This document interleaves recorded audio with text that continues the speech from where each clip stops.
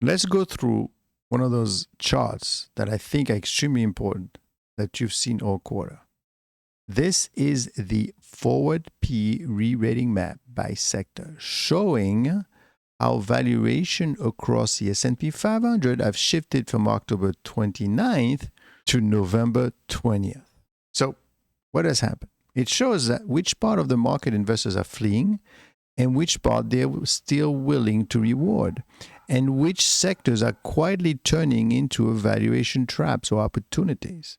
Now, again, the P ratio, which is a price to earning, is basically how many dollars are you willing to spend for each dollars of earning of a company. Right now, for example, the P ratio for the Tesla is like 150. Well, the P ratio for NVIDIA is 40 to 50. What does it mean? And don't forget to give me some thumbs up here. What does it mean? It means that I'm willing to spend $150 of my money for every dollar that Tesla brings in. But I'm only willing to pay $40 or $50 for every dollar that NVIDIA brings in. Each bar that you're seeing, the red and then the blue, shows black dot forward PE in October 29th, the short-term peak, right? And the gray dot, which is underneath, the forward PE on November 20th. So the black dot is October 29th, and the gray dot is a month later, November.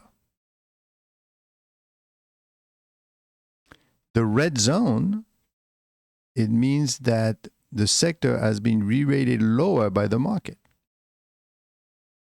The blue zone means the sector has been re-rated higher,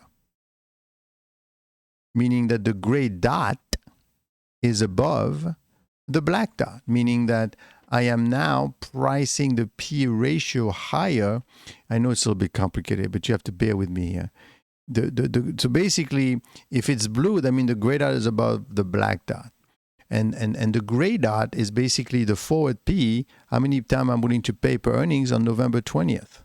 And the black dot is in October 29th. So obviously, if I'm willing to spend more money going forward, that means I'm seeing that it's, worth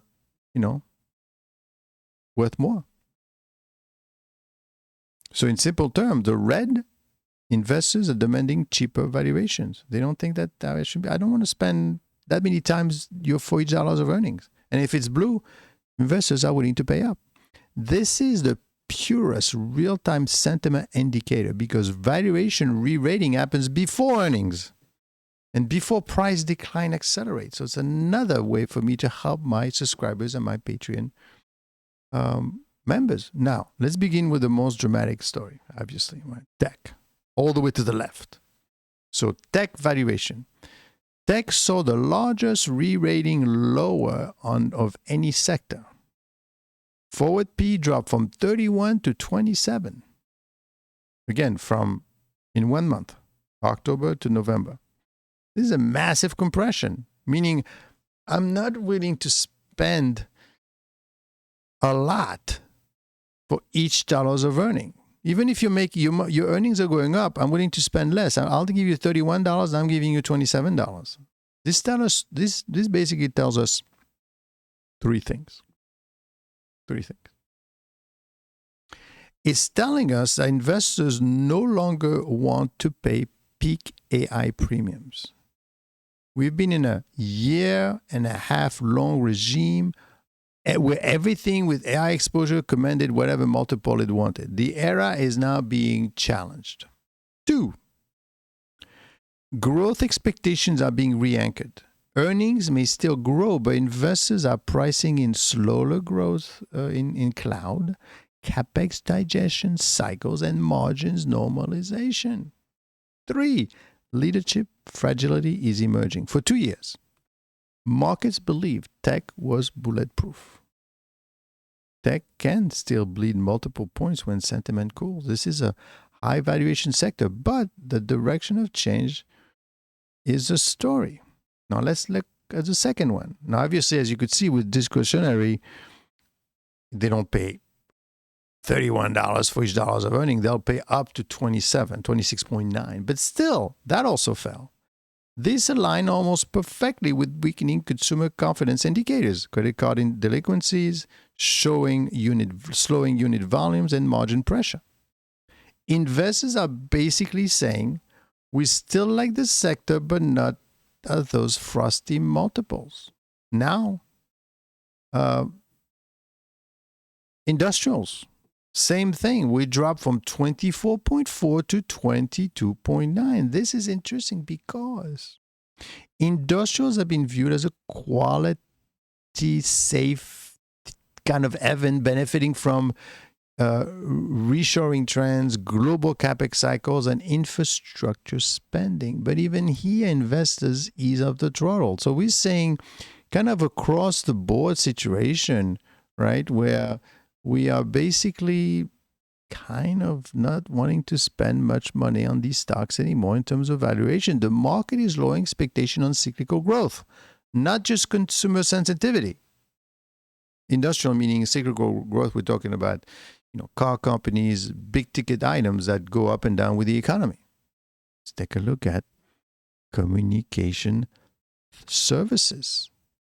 Communication saw a decline from, again, 20.9 to 20.3.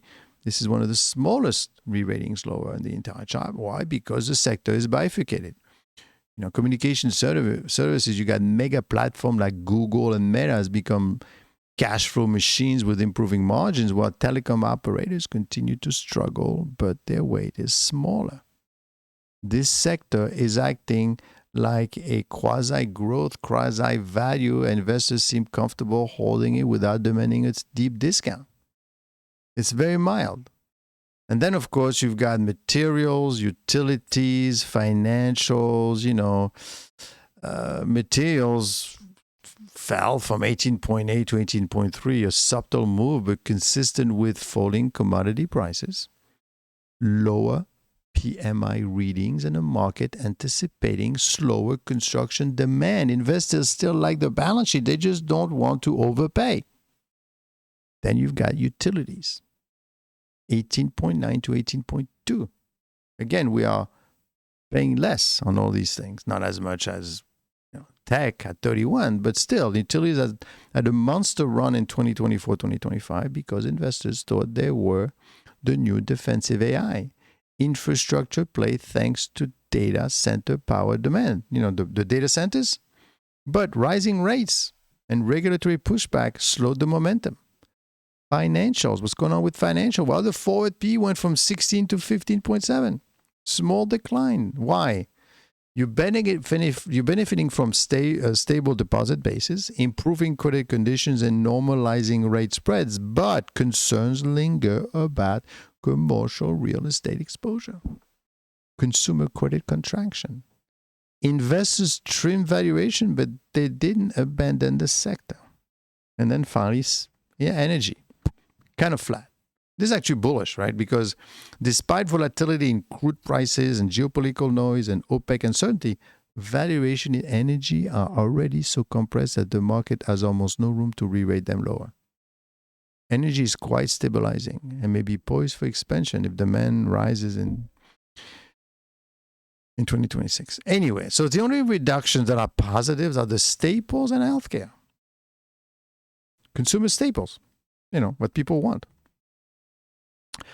Forward PE moved from 20.9 to down to 20.7. But the sector is shown as blue because relatively to the market, staples were treated positively.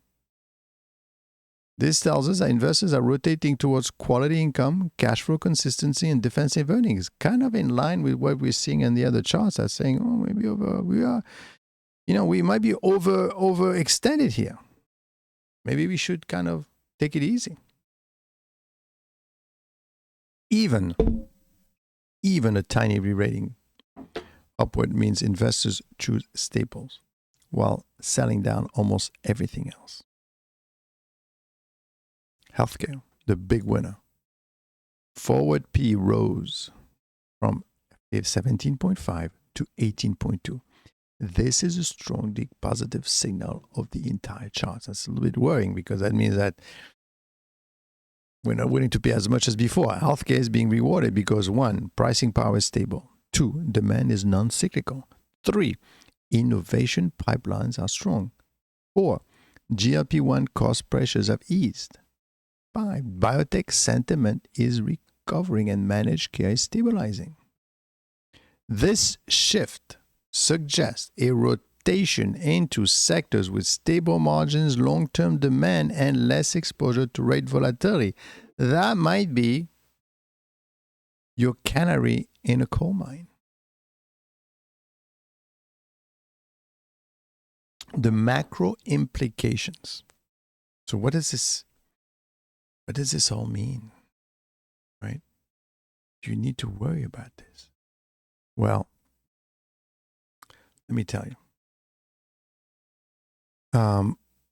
First of all, this is a late cycle valuation pattern, meaning high multiple growth is being compressed, defensing is being rewarded. That means near turning points. This usually happens when you have a turning points in Fed policy, earning inflection points, and GDP slowdown. We are heading towards something, folks. And I think some people see it. Doesn't mean that we're going to collapse. It means that you need to prepare yourself. 2, market leadership is getting narrower. Tech, discretionary, industrial, all re-rated lower. Only 2 sectors, healthcare and stable, the only winners. This implies that investors are preparing for choppy or slowing macro data. 3, volatility ahead is likely. When you see valuation compression leads, price volatility usually follows. This chart is the canary in the coal mine. The market is prioritizing cash flow over growth stories because they already paid so much. What should you take from this? Well, sectors the market is rejecting is tech, discretionary, industrials. They are on sales, but right now investors don't want to pay top tier multiples. It's not like you're not buying. It's like you're selling. You're not buying as much, right? So the sector market is neutral to cautious, but that tells you that you shouldn't be buying anymore because everybody else is not buying, and please don't buy when these people are going to start selling. They're buying more. Sectors, the market is neutral to cautious. Communications, materials, utilities, financials, energies, stable but no leadership. So in closing, I will say this. And don't forget to subscribe to the channel. If you want to understand where money is flowing, where risk is rising, and where opportunity is quietly building, this charts tell the whole story. Right? It tells you, you may want to be on the right. Be careful about the left. I'm not saying don't be on the left. I'm saying be careful about the left of the chart.